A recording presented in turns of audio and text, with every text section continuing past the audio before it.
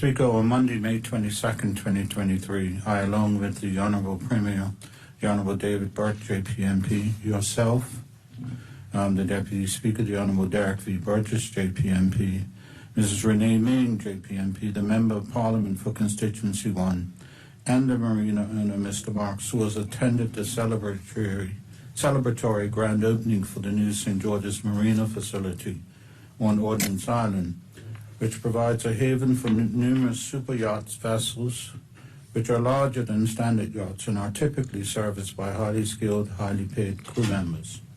This achievement not only symbolizes this government's unwavering commitment to the super yacht charter industry, but also reaffirms our dedication to the ancillary industries that thrive alongside it. Mr. Speaker, originally conceived in October 2010, the Corporation of St. George's, with the support of the then PLP-helmed Ministry of Public Works, began an investigation into the possibility of developing a marina around Ordnance Island, as well as a boutique hotel over the corporation-owned car park. However, despite all efforts, financing for this development proved difficult. But nevertheless, Mr. Speaker, the corporation pressed on by issuing a standalone request for proposal in January 2012 for the marina, which included an initial phasing of procuring planning approval, undertaking additional engineering assessments that would provide a more accurate costing, to scheduling and negotiating the necessary commercial agreements between all parties so that the necessary funding could be secured. The corporation took this course of action as it believed the marina on its own was more likely to attract investors due to the lower capital costs in comparison with the hotel and marina combination. This belief that proved true as 3 bids were received. Mr. Speaker, arising out of this 2012 procurement process, an agreement in principle was made for the development of this marina between the Corporation of St. George's Marina Development Limited that would see the renovation of the existing dock at Ordnance Island. However, in December 2012, right as the project was set to move to the next step, as we are all aware, there was a change in government. Mr. Speaker, I cannot speak to why this project seemed to be on a 5-year hiatus from December 2012, when this administration came into government in July 2017. We vowed to revitalize this initiative. So much so was placed in our 2020 election manifesto, and I quote, "Your PLP government will enact legislation to advance the construction of a marina in St. George's Harbour. A marina will enhance the town while providing a much-needed economic boost to the community." Mr. Speaker, the corporation, with the full support of the Ministry of Public Works, re-engaged the developer to see the actual materialization of this project, to show this government's belief in not only the economic revitalization of the town of St. George's, but potential macroeconomic impact of the super yachts to Bermuda's tourism industry. Mr. Speaker, first, this Honourable House wisely passed the Super Yachts and Other Vessels Miscellaneous Act 2019.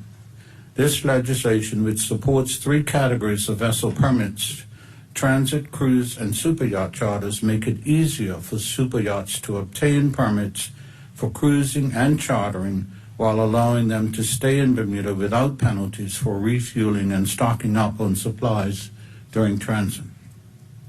The Act brings substantial advantages to our economy, as these vessels contribute significantly to the local consumption of goods and services, especially now in the former capital. Once this passed, Mr. Speaker, in November 2021, then Acting Minister Wayne Furbert announced the 21-year leasing agreement and public-private partnership between the developer, again St. George's Marina Development Limited, the Corporation of St. George's, and the government, which solidified the path forward to see the fulsome retrofit of the existing dock, including improved and designated dock areas for visiting yachts, 650 linear feet of visiting dockage for small yachts, 10 stern-to-berths for super yachts with mooring systems, marina reception, showers, laundry facilities, lounge, food and beverage, an internet cafe, and the installation of sewage pumping services. Mr. Speaker, I presented to this Honourable House a statement on May 6, 2022, detailing some of the issues in which we encountered during this project, mainly the sharp increase in the associated costs, first estimated at $2.2 million with a completion date of June 2022. However, attributed to the pandemic, supply chain issues, and material cost increases, the total cost rose to $4.12 million. Whilst this was not ideal, Mr. Speaker, we are steadfast in the belief that this investment was necessary, as the now open marina will have major positive macroeconomic impacts to the former capital and the whole island for decades to come.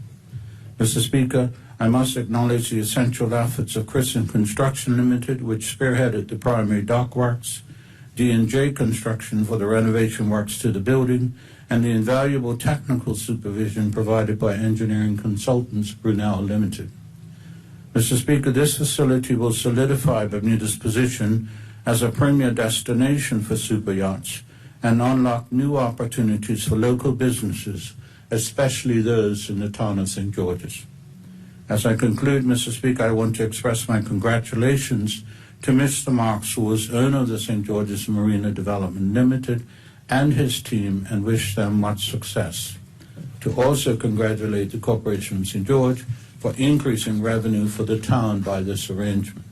This marina contributes to the ongoing economic revitalization of the town of St. George, and let me say, based on our site visit recently, where we saw hundreds of tourists walking about the town and enjoying themselves, this only helps to contribute to the business community within the former capital. As we look forward to future expansion of the marina, it would be remiss of me not to mention that this government has set a new standard for excellence in the super yacht industry, which ultimately leads the way to in ensuring a thriving and prosperous future for Bermuda. Thank you, Mr. Speaker.